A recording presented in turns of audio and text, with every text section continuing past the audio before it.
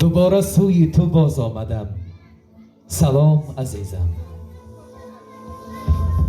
دوباره زمزمه ساز آمدم. سلام عزیزم. اگرچه پرده جانم به لرزش آمده باشد، چو زهره پرده نواز آمده. سلام عزیزم.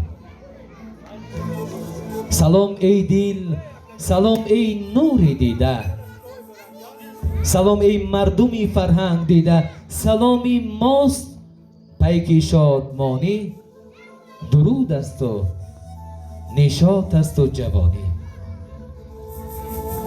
با عشق مهر و محبت ناتکرار، با دل پر از مهر سلام عرض میکنیم برای هر کدام شما پدر و مادران عزیز، برادران، خواهران و آن نفرانی که وقتی پرقیمتی خویش را دریغ نداشته میخواهید محفل عائله اسرارالوفا را آباد و زیبا سازید. انیقترش محفل عروسی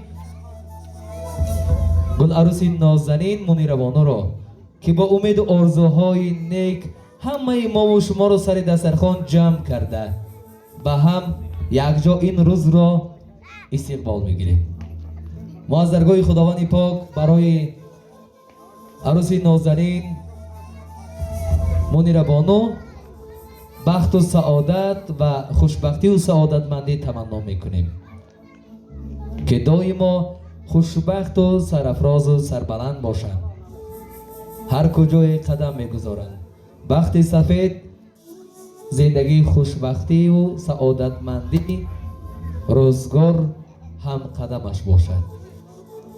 و امروز که در خاندان اکای میرزا سعید و مادری مهربان سینیسا بانو که امروز همه ما و شما گیدی آهنگ های زیبا غم و اندوهی خویش را بیرون از در این توی خانه گذاشته آمدیم.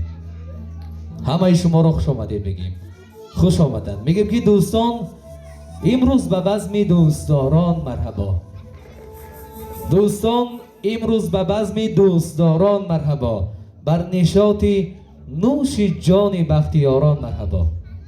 نعمت عالی ترین این جهان بوده است عشق، اعتقاد عشق. اگر دانید دوستان مرحبا.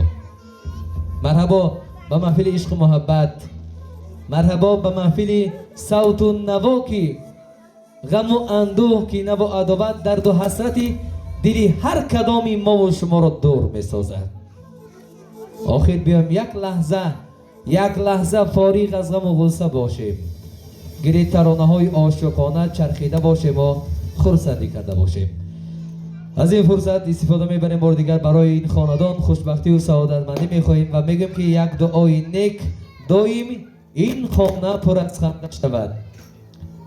این خانه پر از خنده شود، از وفا مسکنی پاینده شود. گل عروس روشنی و نور شود.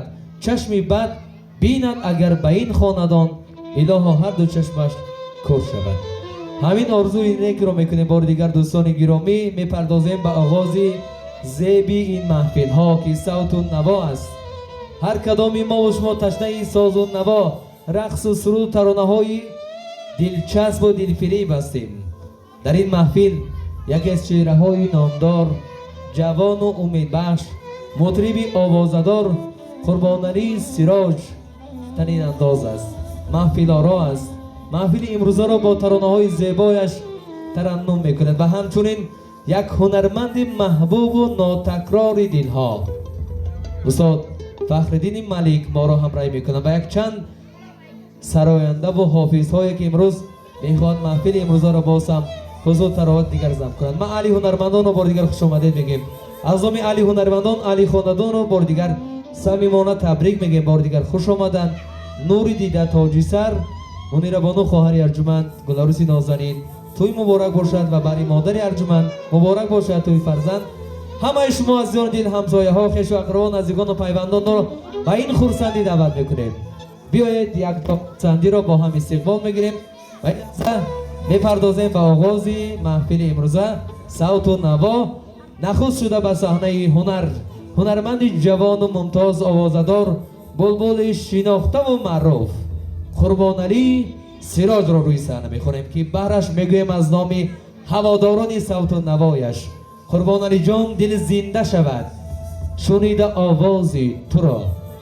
بلبل به چمن مشق کند سازی تو را. تو هستی و هست صحنه ما آباد، تحسین و تشکر تو را و سازی تو را. قربان علی سراج.